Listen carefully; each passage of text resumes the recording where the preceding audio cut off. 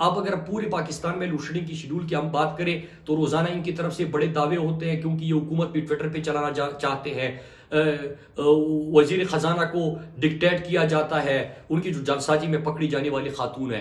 तो मेरे ख्याल से इस तरह हुकूमतें नहीं चलती, और ये तो है ही नहीं, नाजायज हुकूमत बनी है, लोटों को की खरीदो फरोख्त पे बनी है, अमरीकी साजिश से बनी है, बैरूनी मुल्क ताकतों की ये अलाकार बने और उसके बाद ये हुकूमत में आए। लेकिन जो लोड शेडिंग की इस वक्त पाकिस्तान में सूरत हाल है वो इंतहाई खतरनाक है।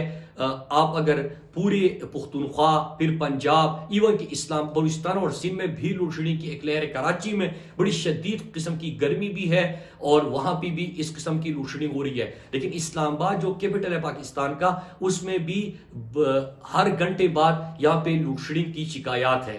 तो ये इम्पोर्टेड हुकूमत हर शोबे में नाकाम हो चुकी है। अवाम के ऊपर ये रोजाना एक नया सितम और एक नई मुश्किल पैदा कर रहे हैं। लेकिन दूसरी तरफ अगर इनके हम तरीक़ेकार देखें तो अपने मनपसंद चैनलों को, अपने मनपसंद अखबारों को एक पूरे सफ़हात के एक इश्तिहारात पे इश्तिहारात दे रहे हैं, अवामी खजाने को ये मीडिया पे इन्वेस्ट कर रहे हैं और यही समझ रहे हैं कि इससे शायद हमारी कारकर्दगी के ऊपर अगर मीडिया चैनल या अखबार में जिक्र नहीं आएगा तो हम शायद बच जाए। लेकिन अवाम जिनके घरों में अगर वो गंदम खरीदते हैं, आटा खरीदते हैं, दालें खरीदते हैं, तो वो आपके चैनल्स को नहीं देखते कि चैनल पे क्या चल रहा है, कि आप लोगों ने पता नहीं कौन से तीर मारे। वो उनके घरों में जो दिन की दिहाड़ी होती है और जब वो सौदा सर लेने जाते हैं तो उनको उन चीजों का आपका पूरा बयानिया उधर ही तबाह हो जाता है। इसी तरह जो आपने बिजली की कीमतों में और पेट्रोल की कीमतों में इजाफा किया तो उससे तमाम मसनूआत जो बाकी है उसकी कीमतों में भी इजाफा होने जा रहा है। तो अवाम के घर जब बिजली के, गैस के और जब वो अपने मोटरसाइकिल में पेट्रोल डीजल डालने जाते हैं तो उनको उसी वक्त एहसास हो जाता है, तकलीफ उनको होती है। और आप पेट्रोल पंप पे खड़े हो जाए, किसी सीएनजी स्टेशन पे इस वक्त चले जाए, किसी आप दुकान पे चले जाए और उन लोगों की जज्बात देखें तो इस वक्त इनको शदीद किस्म के मुखालिफत का सामना है हुकूमती इंपोर्टेड हुकूमत में, चाहे जो भी पार्टी है, चाहे वो मुस्लिम लीग नून है, एएनपी है, पीपल्स पार्टी है, जेयूआई है और इनके बाकी जो छोटी जुमातें, इलाकाई जुमातें वो है, उनमें से कोई भी आज अवाम का सामना नहीं कर सकता। पाकिस्तानी कौम एक सवाल कर रही है। आज सवाल यह है कि आज तो फिर इंपोर्टेड हुकूमत के वजीर खजाना ने कहा कि कीमतों में फिर से इजाफा करने जा रहे हैं। और आपको याद होगा कि 15 जून की बात हो रही थी कि इसमें मजीद इसी अंदाज में इजाफा किया जाएगा जो पिछले हफ्ते इन्होंने अवाम को एक झटका दिया। तो कौम यही सवाल कर रही है कि इमरान खान ने तो आलमी वबा में भी आपको मईशत को बचाया, उसको सहारा दिया।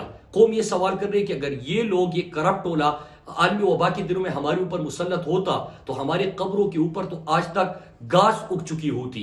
कौम ये सवाल कर रही है कि अगर ये उन दिनों में होते तो कोरोना वैक्सीन जो इमरान खान की हुकूमत में हमें मुफ्त में पूरी पाकिस्तान को मिला, ये तो उसमें भी कमीशन लेते। आज पूरी पाकिस्तानी कौम सवाल कर रही है कि ये जो इमरान खान ने 1 करोड़ 60 लाख खानदानों को फी खानदान 12,000 रुपए दिया, अगर ये होते तो ये पैसा वही चुरा के बाहर लेके जाते।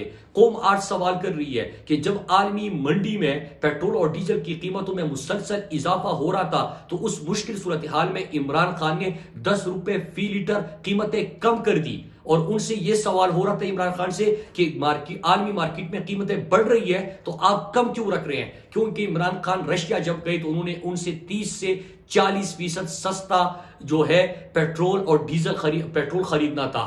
लेकिन आप गुलाम हो, पाकिस्तान के खिलाफ साजिश होती है, अमरीकी साजिश और बैरूनी ताकतें साजिश करती है, आप उसके अलाकार बनते हो और इमरान खान की हुकूमत को जो एक मंडी लग जाती है, साजिश के जरिए उनकी हुकूमत को खत्म कर दिया जाता है। तो आज कौम सवाल कर रही है कि इमरान खान की रशिया का विजिट ठीक था।